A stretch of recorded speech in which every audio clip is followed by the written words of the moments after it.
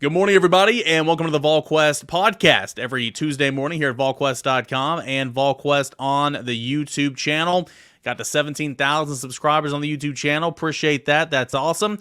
If you're not subscribed to Volquest.com, not sure what you're waiting on. The best news, the best notes, recruiting nuggets, everything and more. You're not going to get them anywhere else. It's at Volquest.com. Go ahead and subscribe and join our family on the General's Quarters. I'm Eric Kane. Rob Lewis, Brent Hubbs, Grant Ramey. This episode of the Volquest podcast is presented by Exterior Home Solutions.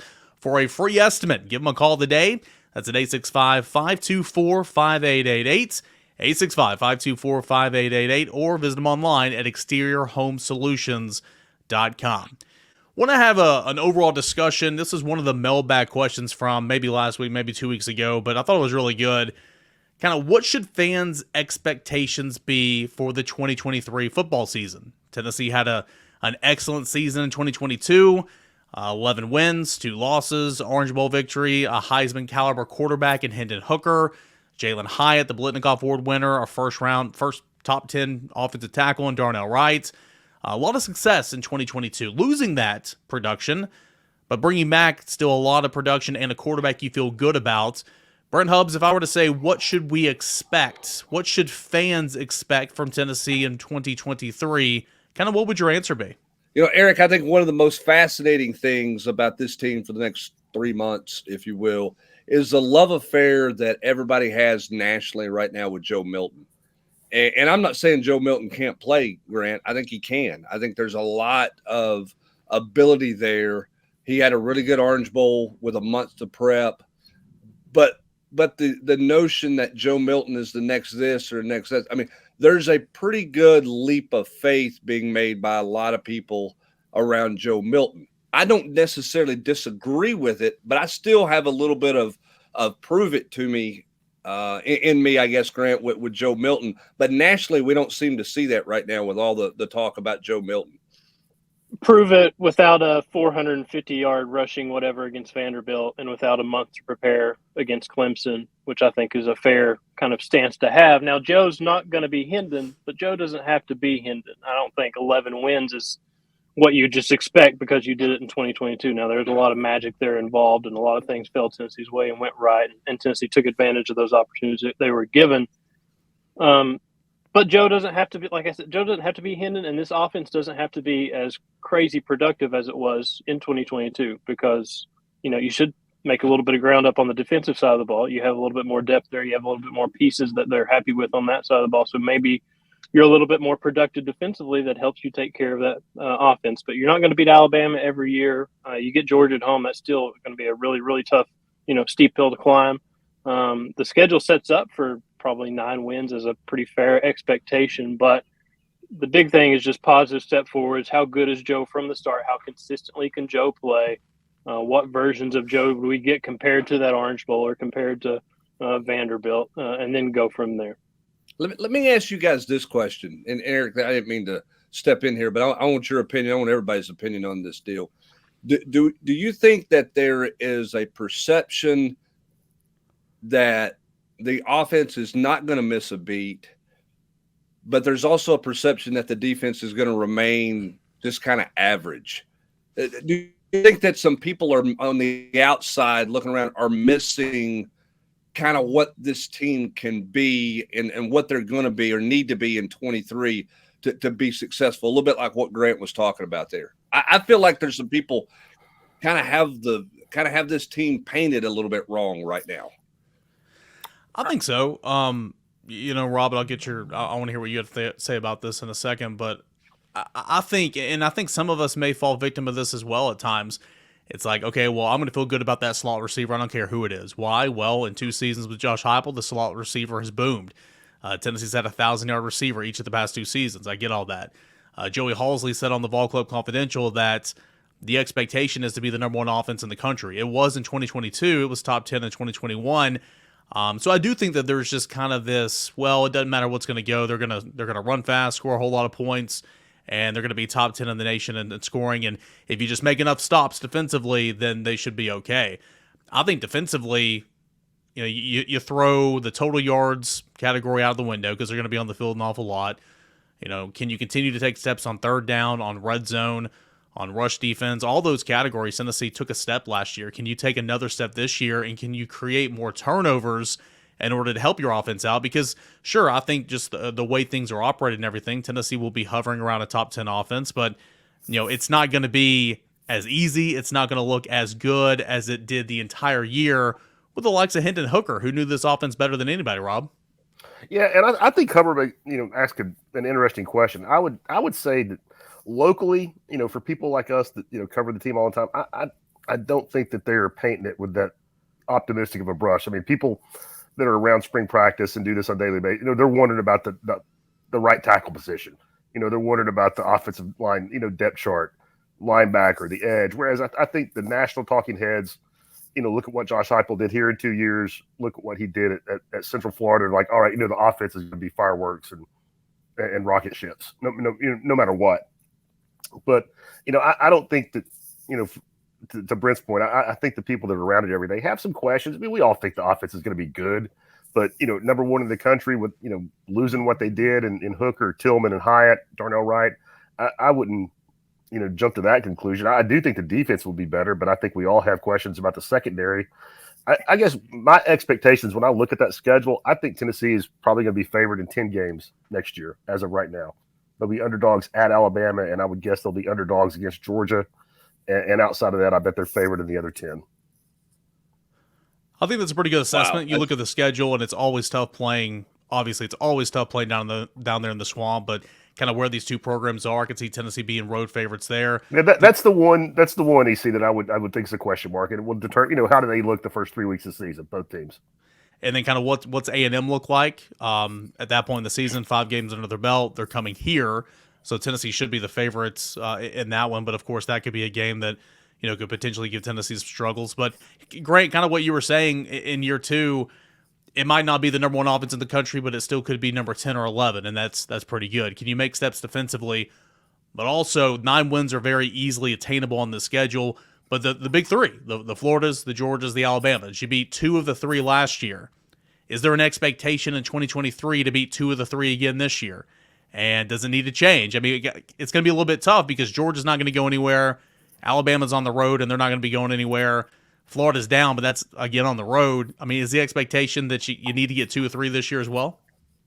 Yeah, I think the expectation is you've got to go to Gainesville and win early. And like Austin has said on past podcasts, it doesn't matter where Florida is, or what shape their program's in, Tennessee just doesn't win in Gainesville a ton. And it's not really fair to say that's an expectation because Tennessee did beat them in Knoxville last year and had such a great year and all that stuff. But that's when you got to go down there and get. And you got to, if you're going to kind of take those steps toward what 2022 was, it's got to start in Gainesville with a win down there. And, Georgia, it's a home game, but, so what? It's November. It's, it's a back-to-back defending national champion. It's a team that's had, 25 draft picks or something crazy over the last couple of years. So just where Georgia is kind of insane heights right now for them. I don't know how this team compares in 2023, but I'm sure there's not a ton of drop-off there. And then Alabama just going to Tuscaloosa. I mean, look at what Alabama did for however many years straight in this rivalry and what Tennessee was able to do last year. There's a lot of magic involved in that game. Tennessee earned that win, but, a lot of things happen that it's going to be hard to do it again, and it's hard to do it in Tuscaloosa. So you got to start with a win at Florida, I think, and then see what you can get the rest of the way. Well, I think a couple of things, too, schedule-wise. We'll see what Kentucky looks like. But Tennessee goes to Lexington, Kentucky the week after they come home from Tuscaloosa. Kentucky has an off week while Tennessee's playing at Alabama. For Kentucky, that scenario sets up great for them at home to host Tennessee. Now, Josh Heupel's put up a lot of points against Kentucky, and Kentucky certainly has their issues against Tennessee. I'm not saying Tennessee's going to lose that game. I do think that could be an interesting game to see where these two teams are at that point in the season. Here's the bigger thing, though. I mean, why does everybody talk about Tennessee potentially possibly going on the road and beating Alabama? Because Tennessee's got a, quote, proven quarterback. Alabama doesn't. The whole expectation of everything around your football program, Rob Lewis, changes when in April, in May, who your quarterback is. And he's a guy who's played a lot of college football, and he's a guy who's played in this system multiple years. And so the result there is when you look at this conference, he's a plug-and-play replacement to Hendon Hooker. Not saying he's going to be Hendon Hooker, but the perception is he is a plug-and-play guy. The last time we saw Kentucky play football, they were playing without Will Levis, and I know what everybody on this podcast thinks of Will Levis, but he was a lot better than whatever else Kentucky tried to play at quarterback in the bowl game. Florida without Anthony Richardson. Alabama's situation right now at quarterback. Having a quarterback, or the perception of having a quarterback, changes the narrative on your entire football team. And that's where Tennessee is right now. Absolutely. I mean, same thing with LSU. I mean, how much is their preseason stock boosted by the fact that they don't have any drama at that position? And it's an incredible luxury to be in that situation in college football. Joe Milton is, like Grant said, he finished strong, but you had a historic rushing night at Vanderbilt, and then you had a month to get ready for Clemson, who had a couple of guys sitting out the bowl game on defense. But when you look around the league at what everybody else's situation is at quarterback, Tennessee is an incredible, enviable position, I think. But because of those things, Rob, and I agree with all that Brent said, what Grant said, and all that, because I do feel good about Tennessee heading into the season with Joe Milton. I don't think he's Hendon Hooker, but I think Tennessee is in such a better spot knowing who their quarterback is right now than a lot of other teams around the SEC and in college football. But still, Rob, are we putting too much on Joe Milton? He's been bad a lot of his career. He was good last year in a reserve role, and in those two games we've mentioned, he has all the tools available. He looks so much better. But in a starting role, he's not been great. So are we putting too much stock in Joe Milton? I'm not putting too much on Joe Milton. It doesn't sound like Grant is either. I mean, everything you say, I agree with him. He's got to prove it. I mean, he finished great, 2 games. At the last time he was Tennessee's undisputed starter. I mean, admittedly, that was 2 years ago, but he really struggled. I mean, so to me, he has to prove it. But I think, to Brent's point, I think a lot of people that look at the SEC are looking at him as a plug-and-play guy. Now, I don't think that means nobody's expecting him to drop off, but at least spring practice wasn't a proving ground. It wasn't a tryout. And to me, I think Milton still has something to prove, and I don't think that's, being utterly critical of the guy. He's, as his body of work as a starting quarterback here at Tennessee is not vast, and it's, it was really good last year and not so great in his first go round. Are you guys surprised, Grant? Sorry, at the stock people are putting in Joe Milton outside of kind of the everyday, those of us who follow them every day? Are you kind of surprised at the love he's getting, Grant? I mean, yes and no. I think the work Heupel's done in 2 years at Tennessee offensively, I mean, he kind of looks like a magician because he stepped in here and he just instantly started scoring a ton of points, and it didn't really matter who he had. I mean, Milton was the guy that won the job that first fall, and then he's out and Hendon steps in, and Hendon turns into a Heisman candidate, talking about as a first round draft pick and all this stuff and whatever. I mean, for the 2 years that Hendon had, I'm not surprised that people think that Heupel can take Joe Milton with the way he's built, with his arm, and something that Rob hit on. That was 2 years ago. That's a long time ago. Everybody in this offense has such a better grasp of what this offense is 2 years later, and in theory, you have a lot better pieces around Joe Milton 2 years later than you did year one, like Rob said, where it was basically a tryout period to figure out who your quarterback is. So I'm not really that surprised. Yeah, Joe has some baggage. He hasn't been great in his career, but he's got a lot of tools, and he's got a really good offensive-minded head coach that's going to call plays and get a lot of guys open. I think the biggest thing for Joe that not a whole lot of people are talking about outside of maybe us locally and some others locally, but this will be his third year in the system. I think that's going to help him just from a knowledge standpoint. Not only what are you doing, why are you doing it this way?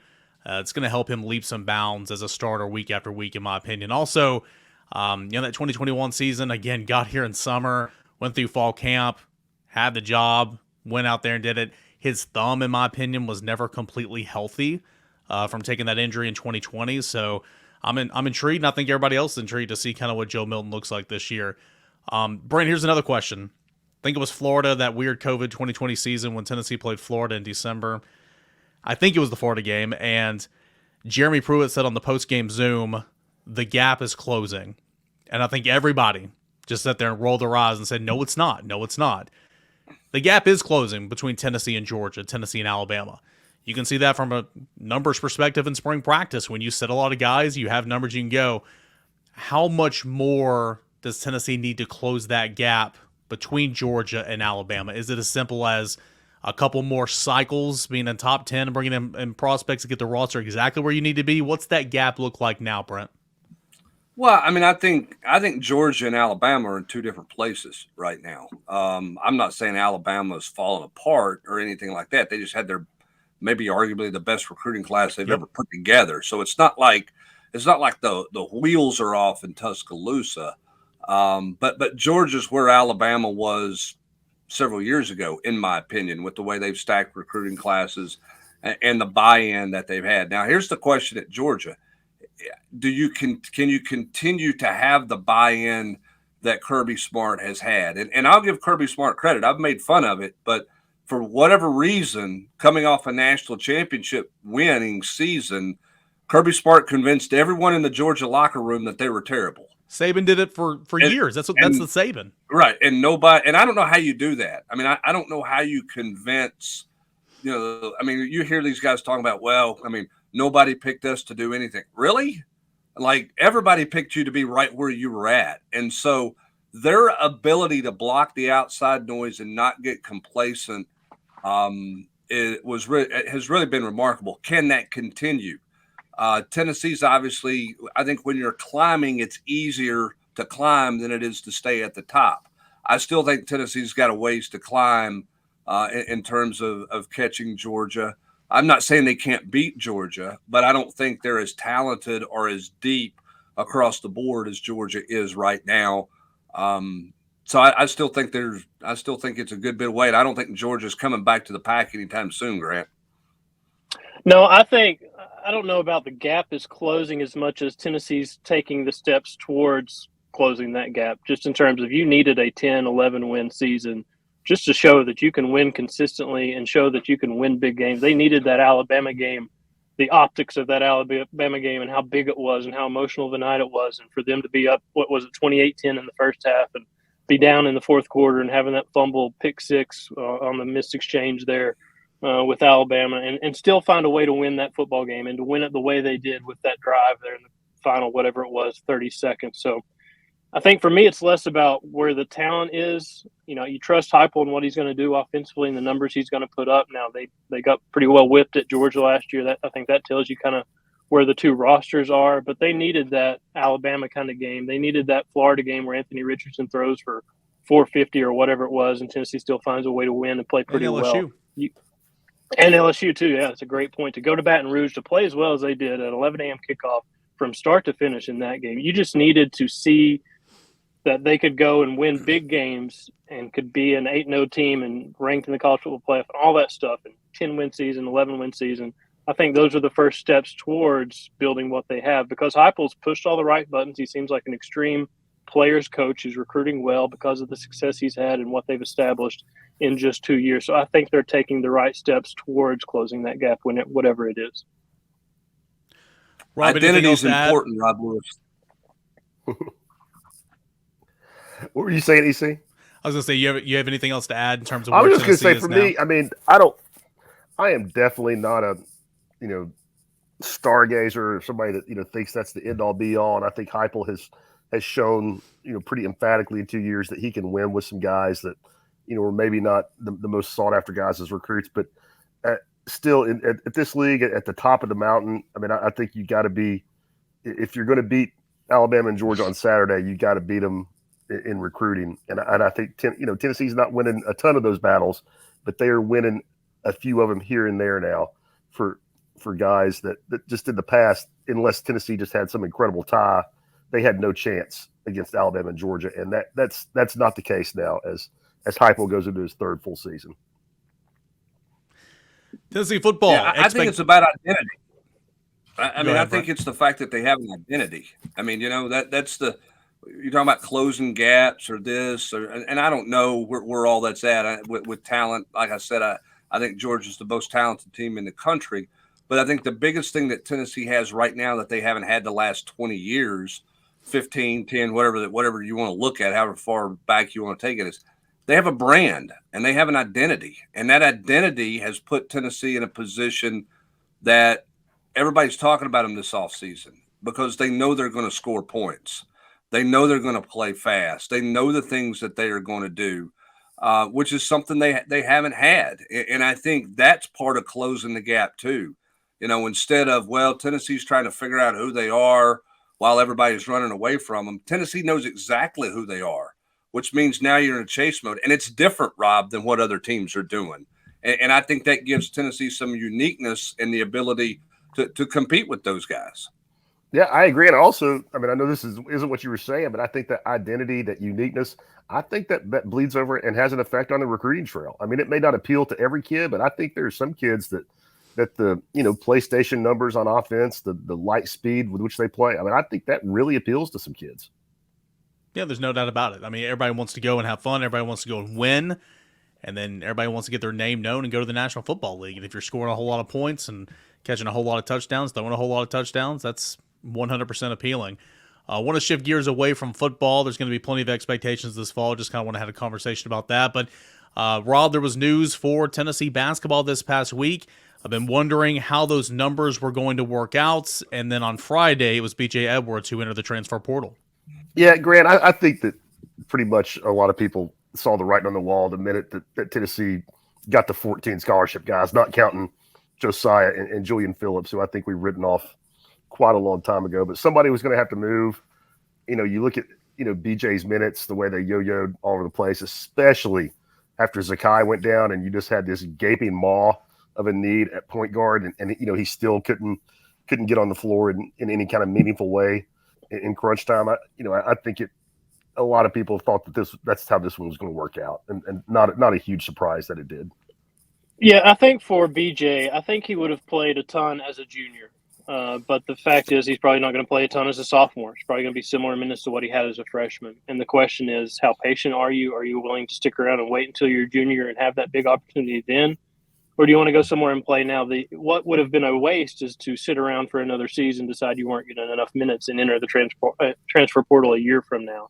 So for him to go ahead and do it, I think that's the best thing for both parties, because obviously Tennessee had a number situation to fix, and BJ's a guy that didn't play a ton as a freshman, wasn't going to play a ton as a sophomore. He might have as a junior, but you're going to have to be pretty patient, and it's hard to find those guys that are willing to sit around and wait for their opportunities until they're an upperclassman. So he's going to go somewhere. I think he'll be a pretty good basketball player. I think Tennessee staff is high on his future. It's just not going to be at Tennessee.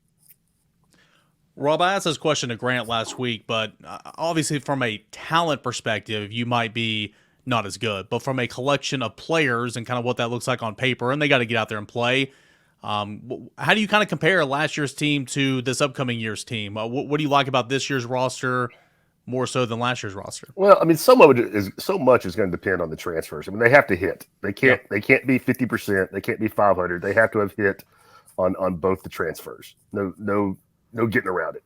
And if they do, if the Harvard kid, comes in, is able to, rebound and defend his position in the SEC at the 4, despite being 6'6", then that's a great step in the right direction. If Dalton Neck can come in and, be a legit 40% 3-point shooter and a guy that, can hit 3 or 4 a game, then if both of those two things happen, then Tennessee has a chance to get better. If they miss on either one of those kids, then they're not going to be terrible, but they're not going to be better than they were last year. Plenty to discuss with Tennessee basketball, a roster overhaul compared to last basketball season, and the numbers finally look like they've settled with B.J. Edwards entering the transfer portal last week, and of course all that coverage at Volquest.com. Going to discuss a little bit of Tennessee baseball. The 9-game win streak was halted. The road issues continue, but season still very much in play for Tennessee baseball. That and a whole lot more after this word from our proud sponsors, Exterior Home Solutions. Your roof, it's the most important protection against nature for your home or your business. That's why I trust the experts at Exterior Home Solutions. Again, thanks to our good friends at Exterior Home Solutions for their continued support of the Volquest.com podcast. And again, check us out each and every Tuesday and Thursday in the podcast. And don't forget to be sure and sign up and join us at Volquest.com, where we discuss everything 24 hours a day, basically 7 days a week. Eric Kane lives on the General's quarters. He's a record-setting message board poster, so be sure and check him out there, and check all of us out as we talk football, basketball, baseball, all sports, all things going on. Let's hit a little baseball right quick, Eric Kane. The road is not kind to this Tennessee baseball team. They hammered the baseball on Friday night in Athens, Georgia. Bats fall silent on Saturday. Game gets away from them on Sunday with a questionable decision pitching-wise in the fifth inning by Tony Vitello and Frank Anderson. What do you make of the Vols on the road, first of all? What do you make of the weekend overall? Well, it's disappointing. You go on a road, and I think, top to bottom, Tennessee's a better team than Georgia for sure. Georgia's got some players in that lineup. That top four is really dangerous. It seemed like all weekend long, Ben Anderson was leading off an inning, getting on base, and Charlie Condone behind him was hitting him in, or Parks Harbor, or, Connor Tater, one of those guys. So give props to Georgia where it's due. I just think that the difference in this weekend with them on the road compared to the rest of the year, and Tony even said this after the game, I was thinking this before he said it, but for the most part, sure, there was an error or two out there, but for the most part, Tennessee didn't beat themselves this week. They just lost. The bats went silent, and you didn't have a couple of hits and runners in scoring position. You lost 3-1 on Saturday. That's baseball. On Sunday, there was a really bad decision, in my opinion, to leave Drew Beam in as long as they did. That game got away from them, but one error in that game, but you didn't beat yourselves. You just lost a baseball series, and sometimes that happens. So why they can't win on the road, I'm not sure, but Tennessee didn't beat Tennessee this weekend on the road. It was Georgia beating Tennessee. So you thought Friday nights, the way the bats erupted in the ninth inning and then the seventh inning, couple of 5-run innings, and they won 12-3, and you didn't use Chase Burns that night, and you didn't know that he wasn't going to be available for the weekend. You had Chase Stolander going the next day. You felt really good about the weekend, moving on, but sometimes it just doesn't work out that way. And I think Beam, as you see right there, he's been so good this year. He had a bad start at Arkansas. I think that knowing that they did not have Chase Burns that day, they had already thrown Halverson, didn't know exactly how much they could give him. Camden Sewell was already burned for the weekend. I think they kind of went into that game on Sunday and said, "Hey, Beam, we're gonna ride you, man. We're gonna ride you as far as we can." And I think that's what led to leaving him in the fifth inning. And ultimately, Brent, it was just a bad decision because Georgia teed off and doubled up the score 8-4 in that inning. Yeah, after that first home run, you just kind of wondered where that thing was going to go and what was going to happen. And obviously, he couldn't get out of the inning. He didn't get a little bit of help that he needed and all those types of things, I know. But that was a tough one for Tennessee and a missed opportunity on the road. They come home and face a Kentucky team that played good baseball this weekend. Now it's on the road, and Tennessee's been good at Lindsey Nelson Stadium. This is no gimme this weekend for Tennessee against Kentucky. Tennessee's not out of the woods with everything at this point, Eric. I mean, you felt like they were after that winning streak at home, but they've still got work to get done, don't they, in terms of postseason play? I mean, they do. You're still sitting, just in order to make a regional, you're still sitting in pretty good decision. You have 6 conference games left.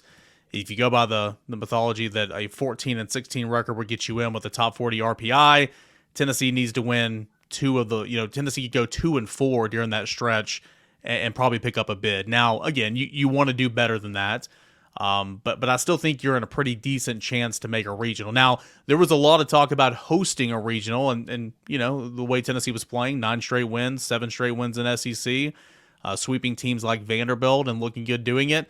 I know that while that was a topic of conversation, and technically that's still on the table, but Tennessee shouldn't be worried about that. It's not worried about that. You would really have to go over the last 6 games. You have to go 4-2, and that would require likely winning a series at home against a team in Kentucky that just swept Arkansas, and then going on the road, potentially winning a game or 2 against South Carolina, the number 2 or 3 team in the country. So it's going to be difficult. The picture's not as clear as maybe what it was before last weekend, but in order to get into the postseason, you're sitting at 12 SEC wins right now. Get to 14 SEC wins. Your RPI will still be in the top 40. That should be good enough, but you need to try to win more than 14, win a couple of games in Hoover, leave no doubt. But I wouldn't even think about hosting at this point in time. I've got a question for Eric Kane. First time, all right, let me second time caller, first time, long time listener. I can't remember what it is. What assuming they have a bid, what does their record need to be over this 5-game homestand, and what do they need to do at South Carolina for you to think they go into the postseason as a team that's pretty dangerous, that could possibly reach a super regional? Yeah, take care of business against Kentucky at home, win that series. You don't have to sweep, but Kentucky's a team that's really talented right now. They're having a good team. What they just did last weekend looked good doing it. So win the series against Kentucky, and then at some point you've got to prove that you can win on the road. And at this point in time, it doesn't look like hosting is going to be a slam dunk like what it could have been maybe a week ago.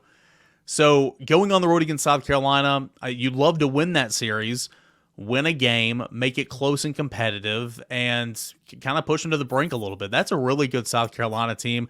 They've gone through a little bit of some struggles with some injuries, just like every team in the SEC. But you want to continue to protect your home field, Lindsey Nelson, wrap up that spot, and then just make it competitive on the road. I mean, you love to win a series on the road heading into Hoover. I think that would be, to answer your question, I think that would give this team another reason for confidence. It would show them another way that they can win games, because Tennessee baseball, they've proven they can win games and series in a number of different ways. What they haven't done, I wrote about this on Friday, they haven't won a series on the road. So if you could win a series at South Carolina against the Gamecocks, who are really good this year, I think that would be icing on the cake going into the SEC tournaments, and it would give you some fuel to win a couple of games, and then obviously head into regional play. All right, last baseball question here, then we'll get ready to wrap up the podcast. My last baseball question: What does Tony Vitello do with his weekend rotation this weekend? Is he set? Is this what we've seen the last 3 or 4 weeks? Are they going to ride that, or do you sit here with 2 weeks of the regular season left and start dinkering around with who starts on Friday night or Saturday or Sunday? Do you mess with anything at this point in time? This was a conversation in one of the game threads this weekend. You guys know as well as anybody, baseball, you don't want to tinker too much, right? I mean, it's very, everybody's in their habits, everybody's in their routines, especially baseball players. Going into last weekend, you weren't going to mess with a thing because you had a chance to host.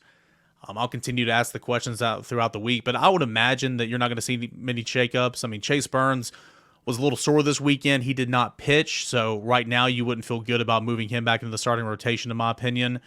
Understandably, Drew Beam was not good on Sunday, but I think a lot of that, again, is they were going to ride with him because they were a little shorthanded and they had already used some of their better options.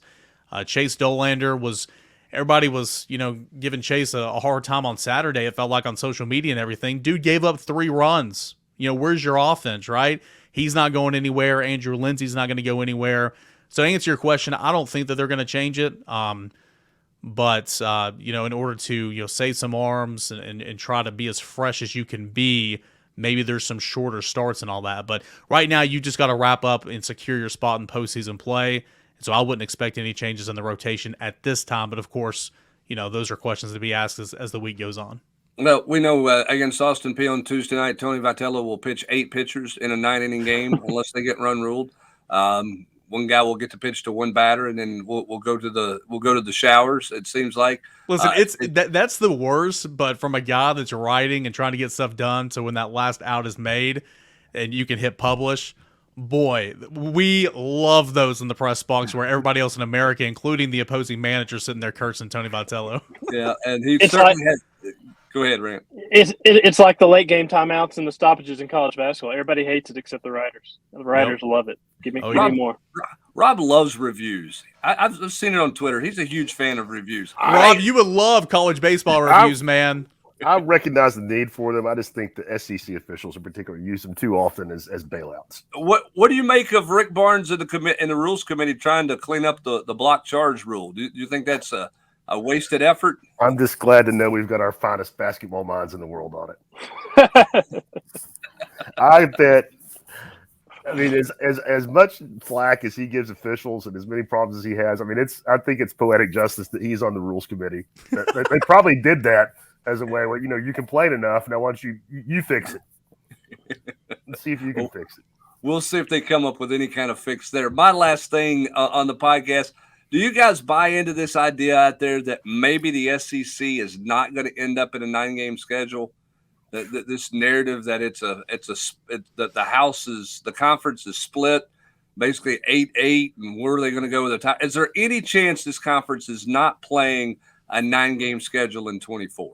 Any chance? Not to me. I mean, I could be naive, and I tell you, and I'm usually not a black helicopter cloak and dagger guy, Don't you think ESPN paid a bunch of that money with the thought that they were getting 9 conference games from every school, and they may have to pick it, before when push comes to shove, they may just have to pick up the phone and say, hey, Sankey, remember that backroom deal and handshake that we agreed on in 2020? Now you got to make it happen. Brent, I far more subscribe to the 9-1 model with 9 conference games plus one more Power 5 than I do Tennessee or the SEC not playing 9 games. Not playing 9 conference games. I just, TV dollars, run the world, Grant. I feel like there's no chance that the SEC does not do the 9-game conference model. I haven't been covering this thing since the Neyland days like Hubs has, but one thing I have learned since 2012 is the SEC loves it some SEC, and ESPN loves it some SEC. And when you're that proud of yourself and you're going to play 9 games and you're going to maximize it, and you're going to maximize that TV money that Rob was talking about, and you're going to take full advantage of this landscape changing in the conference a little bit. You're going to take advantage of it, play as many games you can, in my opinion. And I think the 12-team playoff really takes a lot of the bite out of the argument against, personally. Yeah, I would agree with that. Hey, Brent, when you and Rob and Jimmy Himes go down to the spring meetings, are we going to have a decision when y'all leave? No, I will not be at spring meetings. Jimmy Himes is a staple. They can't start the meetings until he gets there, and they don't conclude him until he's ready to leave. For lunch. Let him go play golf, and they wait for him, and he comes back. Right? Yeah, that could be an overtime deal there. I just think it's interesting that narrative has kind of crept out there the last 4 or 5 days or week or so. Is that it may not be a lot, because I just think it's a lot that you played 9 games. I just don't see any way.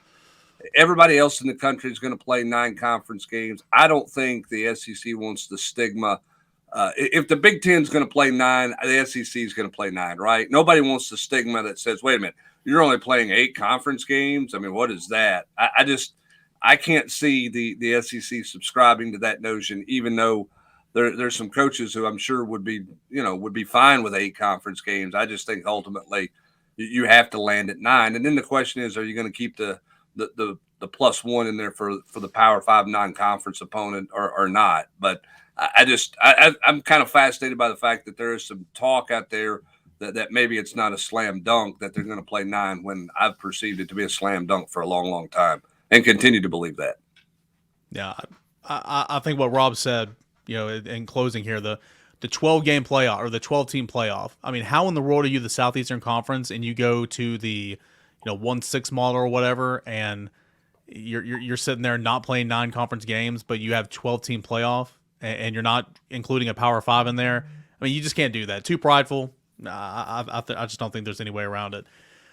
Discussed a lot here on the Volquest podcast. Little basketball notes, baseball from the weekend, expectations for Tennessee football moving forward. Had a whole lot of fun. We'll answer your questions on the mailbag edition of the show. That is coming up on Thursday morning, so get them into us. Brent Hubbs will start a thread on the General's Quarters. He will pin it up on the top, and that's where you can submit your questions. Big thanks to Exterior Home Solutions for all their help with us and making this coverage possible. Give them a call today for a free estimate, 865-524-5888. That is 865-524-5888. For Grant Ramey, Brent Hubbs in the not the rainbow circle of death, but the spinning wheel. The spinning wheel. The spinning wheel of death.